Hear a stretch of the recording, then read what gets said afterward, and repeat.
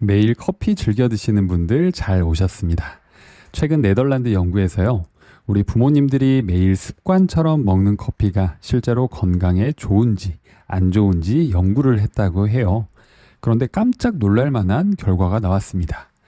매일 커피를 꾸준히 챙겨 마신 분들이요, 오히려 노쇠 위험을 줄였다고 합니다. 그렇다면 과연 커피 몇 잔까지가 보약인 걸까요? 오늘은 커피가 우리 몸에 어떻게 좋은지, 그리고 커피와 함께 먹으면 좋은 음식까지 평소에 궁금하셨던 내용들 차근차근 정리해 보겠습니다. 그리고 지금 구독 버튼 누르시면요, 유튜브에 돌아다니는 음식에 대한 잘못된 정보 제가 정확하게 바로잡고 알려드리겠습니다. 건강한 노년을 위한 음식 건강 정보, 건강방정식입니다. 매일매일 커피 즐겨 드시는 분들 많으시죠? 커피 종류가 너무나 다양하지만 그 중에서 우리 부모님들은 믹스 커피와 블랙 커피가 익숙하시잖아요. 달달한 믹스 커피 한 잔이면 막 힘이 솟는 그런 느낌도 들고, 입가심을 하고 싶을 때는 깔끔한 아메리카노 한 잔이 딱입니다. 오늘은 먼저 블랙 커피 이야기를 해볼 건데요. 네덜란드 암스테르담 대학교에서 이런 연구를 했다고 합니다. 습관적인 커피 섭취와 노년기 노쇠 위험에 관한 내용인데요. 55세 이상 노년층 1,100여 명을 대상으로 무려 7년간 장기 추적 조사를 했대요. 생각보다 표본이 많아서 이 신뢰도가 조금 높겠죠? 자, 과연 결과가 어땠을까요? 하루에 4잔에서 6잔의 커피를 마신 그룹이 하루에 커피를 안 마시거나 혹은 2잔까지 마셨던 그룹에 비해서요, 노쇠 위험이 약 64% 낮게 나타났다고 합니다. 그리고 6잔 이상 마신 분들도 노쇠 위험이 약 63% 감소했다고 하고요. 자, 여기서 노쇠함을 평가하는 기준이 있는데요. 자, 들으시면서 나는 어떤지 한번 생각해 보세요. 첫 번째는 의도치 않은 체중 감소. 그리고 두 번째로는 근력이 약해져서 손에 쥐는 힘이 없어진다. 세 번째로는 극심한 피로감과 기력이 저하되는 느낌. 네 번째로는 걸어 다니는 속도가 느려졌다. 자, 마지막 다섯 번째는 신체 활동량이 감소한다. 자, 이렇게 5가지를 노쇠 평가 기준으로 잡고 있는데요. 그러니까 커피를 최소 4잔에서 6잔 꾸준히 마신 사람들이 나이가 들어가면서 체중이 줄지도 않고 근력도 이렇게 유지가 되면서 신체 활동이 활발했다. 그러니까 한마디로 기력을 잃지 않았다. 이렇게 생각하시면 이해하기가 쉽겠죠. 커피를 어떻게 4잔 넘게 마시냐 하실 수 있는데요. 이 연구에서는 한 잔에 125ml, 그러니까 에스프레소 기준으로 측정을 했다고 합니다. 그러니까 한국에서 흔히 마시는 아메리카노 한 잔에서 2잔 정도로 생각해 주시면 되겠죠. 자, 그럼 어떻게 커피가 노년의 기력을 잃지 않게 하는 걸까요? 연구팀 논문을 살펴보면요, 커피에 들어있는 클로로겐산에 주목을 합니다. 이 클로로겐산 같은 폴리페놀 성분들이 각종 염증 수치를 낮추고 산화 스트레스를 또 줄여준다고 하는데요. 여러 연구들을 인용을 하면서 이 때문에 근육 손실을 방지했을 가능성이 높다, 이렇게 이야기를 합니다. 사실 커피에는 우리가 몰랐던 다양한 효능들이 있거든요. 크게 3가지로 정리해서 한번 설명을 더 드려볼게요. 첫 번째는 바로 당뇨 예방에 좋은데요. 커피는 당뇨병 위험을 낮춰주는 특징이 있어요. 특히 지금 당뇨가 아니더라도 공복혈당이나 당화혈색소가 높아서 당뇨 전 단계를 진단받은 사람들에게는 이게 특히 더 좋다고 알려져 있는데요. 한 연구에 따르면은 커피를 하루에 한 잔 마실 때마다 제2형 당뇨병 위험이 6%씩 감소한다고 밝혀졌는데요. 하버드 대학 연구에서도 하루 3잔에서 5잔의 커피를 마시는 사람이 그렇지 않는 사람보다 당뇨병 위험이 25%나 더 낮았다고 밝혀졌습니다. 요즘에 카페인 때문에 커피를 못 드시는 분들을 위해서 또 카페인 함량을 대폭 낮춘 디카페인 커피가 있는데요. 그런데 이 디카페인 커피에서도 유사하게 당뇨 예방 효과가 나타났습니다. 커피가 당뇨병 예방에 도움이 되는 이유는 이 커피에 포함된 생리활성 화합물 때문인데요. 그 중에 이 클로로겐산, 아까 말씀드렸죠. 클로로겐산이 몸속 혈당이 오르는 것을 막아주게 됩니다. 클로로겐산은 이제 우리가 밥이나 빵 같은 탄수화물을 먹었을 때요. 이게 몸속에서 너무 빠르게 소화되고 흡수되지 않도록 천천히 지연시켜 주는데요. 그러니까 덕분에 혈당이 급격하게 오르는 이 혈당 스파이크를 막아주고 또 인슐린 감수성을 개선해주는 특징이 있다고 합니다. 그리고 이제 커피 원두에 들어있는 트리고넬린이라는 성분이 있는데요. 이 성분은 우리 췌장을 보호하면서 인슐린이 정상적으로 분비될 수 있게 또 도와준다고 해요. 그 밖에 이제 커피에는 마그네슘도 풍부해서요. 혈당 대사랑 인슐린 작용을 잘 도와줍니다. 근데 이제 당뇨에 좋다고 커피를 또 너무 막 드시면 안 되는데요. 이 커피를 드실 때 주의할 점은 제가 또 뒤에서 한번 따로 정리를 해드리겠습니다. 자, 커피의 효능 두 번째는 바로 심장 건강에 좋은데요. 최근에 카페인이 들어있는 커피를 하루에 한 잔 이상 마시면 심부전 위험을 60%나 줄일 수 있다. 이런 연구가 발표되었는데요. 바로 카페인이 이 심장 혈관을 확장시켜서 혈액순환을 원활하게 하기 때문입니다. 커피를 먹었을 때 이제 심장이 두근두근 거렸던 경험 한 번쯤 해보신 적 있으시죠? 이게 바로 카페인 효과 때문인데요. 우리 몸에 이제 피로가 쌓이면요, 뇌에서 아데노신이라는 피로 물질이 분비되면서 몸이 가라앉고 막 졸음이 오게 되는데요. 이때 카페인이 아데노신의 작용을 딱 이렇게 막아줘요. 그러면은 이제 심장과 뇌를 깨우면서 전신의 혈액순환을 활성화시켜 줍니다. 그래서 이제 피곤할 때 커피 한 잔을 딱 마시면은 이제 막 몸이 엄청 개운하게 깨어나게 되는 그런 느낌 받으신 적 있으시죠? 이게 이제 커피가 혈관 건강에 도움을 주는 이유는 또 여러 가지가 있는데요. 먼저 클로로겐산의 강력한 항산화 작용이요. 우리 몸의 나쁜 콜레스테롤이라고 불리는 LDL 콜레스테롤의 산화를 방지해주고 이게 동맥경화의 위험을 낮춰주게 됩니다. 또 다양한 폴리페놀 성분들이 혈압을 또 조절해주고요. 몸속의 염증을 줄여주는데요. 마지막으로 이제 커피 속에 들어있는 카웨올 같은 성분이 항염증 작용을 도와줘서 이 혈관 기능을 개선해 준다고도 알려져 있습니다. 자, 커피의 효능 세 번째는 바로 뇌 건강에 좋은데요. 이 커피는 뇌 건강과 관련해서 이 다양한 연구가 진행되고 있습니다. 우리 부모님들 뇌 건강 생각하면 가장 먼저 떠오르는 병 혹시 어떤 게 있으신가요? 그렇죠. 바로 치매가 있죠. 65세 이상이 걱정하는 질병 중에 세 손가락 안에 드는 게 바로 치매입니다. 알츠하이머 저널에 발표된 연구에 따르면요.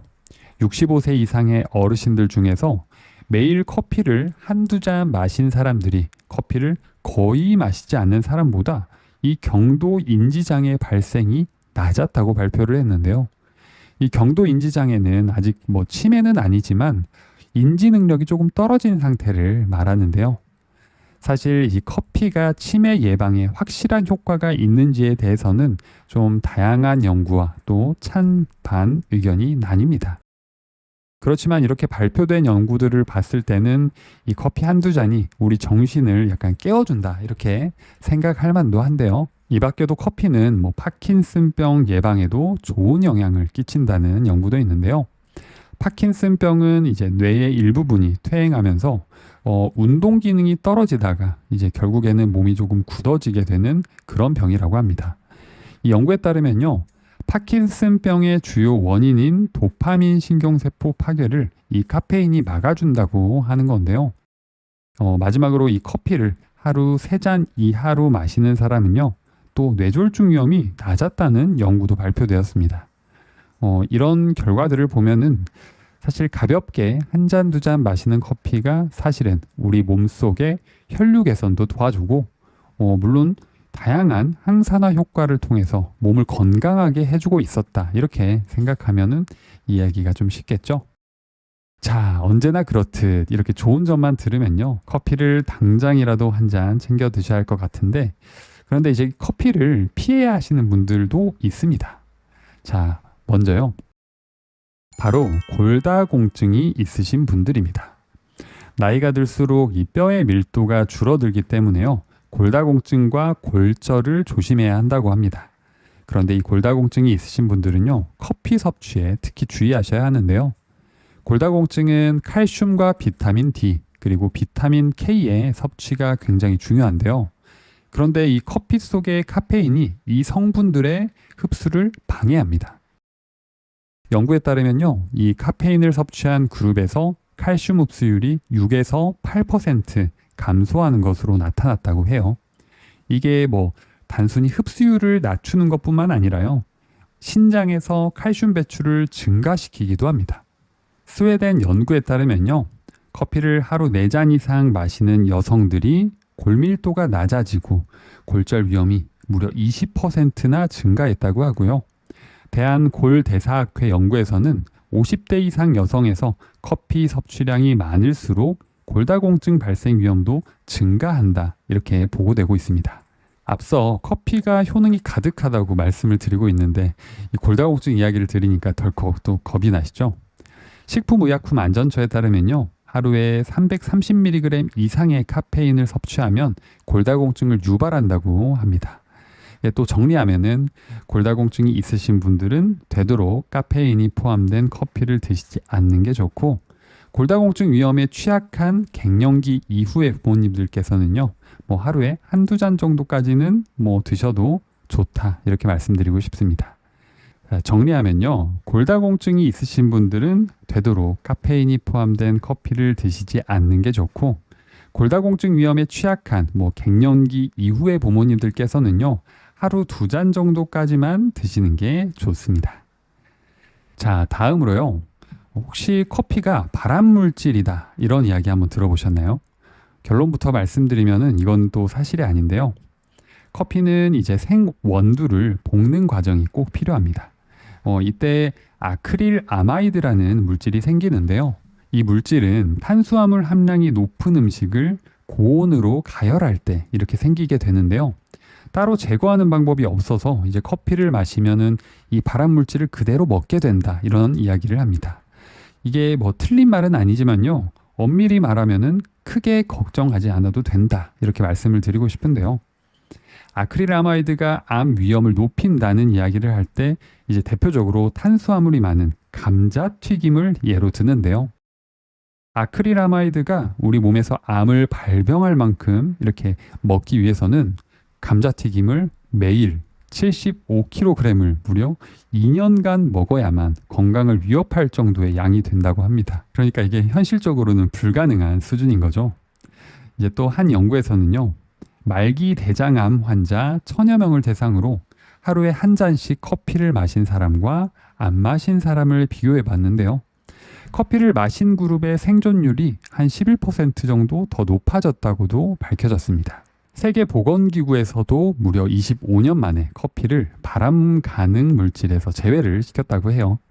그러니까 이제는 커피가 암을 유발한다고 단정지어서 말하기는 조금 힘들겠죠. 원두를 볶을 때 생기는 아크릴아마이드는 사실 커피 한두 잔으로는 인체에 영향을 주지 않는 아주 진짜 극미량에 불과합니다. 그러니까 발암물질 걱정 때문에 커피를 마시는 걸 이제 망설일 필요는 전혀 없으시니까요. 안심하고 드셔도 됩니다. 자, 그런데 이제 아크릴아마이드와 관련 없이요. 커피가 실제로 발암물질이 되는 경우가 있습니다. 갑자기 발암물질 가능성 궁금하시죠? 바로 65도 이상의 뜨거운 커피로 먹었을 때인데요. 사실 커피뿐만 아니라요. 차도 그렇습니다. 65도 이상의 뜨거운 음료는 이게 모두 해당이 됩니다. 세계보건기구에서는요. 65도 이상의 뜨거운 음료 이 자체를 발암물질로 지정했습니다. 연구에 따르면요. 이 뜨거운 커피를 반복해서 마시면 이 식도암 위험이 높아질 수 있다고 밝혀졌는데요. 뜨거운 커피를 자주 마신 사람의 식도암 발생 위험이요 5.5배나 높았습니다. 이게 식도는 뭐 위장이랑 달리요 보호막이 없는데요. 그래서 이제 뜨거운 음식이나 음료를 먹는 것 같은 이 외부 자극이 생기면요 쉽게 손상이 된다고 합니다. 그래서 습관적으로 뜨거운 커피를 드시는 거 피하시고요. 뭐 국밥이나 이런 것도 뜨겁게 드시는 분들 계시죠? 그런 거는 이제 피하시고 뜨거운 거는 한 김 식혀서 드시는 게 건강에 좋습니다. 자, 우리 부모님들께서 이제 나이가 들어가면서 또 잠이 더욱더 줄어드시죠? 그래서 사실 이 커피 한 잔 먹었다가 잠을 못 이루실까봐 걱정 많이 하실 겁니다. 이 수면의학 전문가에 따르면요. 밤에 잠을 제대로 자려면 최소 오후 2시 전까지만 커피를 마시는 걸 권장하는데요. 커피 속의 카페인은 이제 우리 몸에 들어가서 간의 효소에 의해서 분해가 되는데요. 이때 50%가 분해되는데 약 5시간이 걸립니다. 그러니까 오후 2시 이후에 커피를 드시게 되면 자야 하는 시간에도 카페인이 몸속에 남아 있어서 이제 잠자는 게 좀 예민하신 분들, 이런 분들한테는 수면을 방해할 수 있는데요.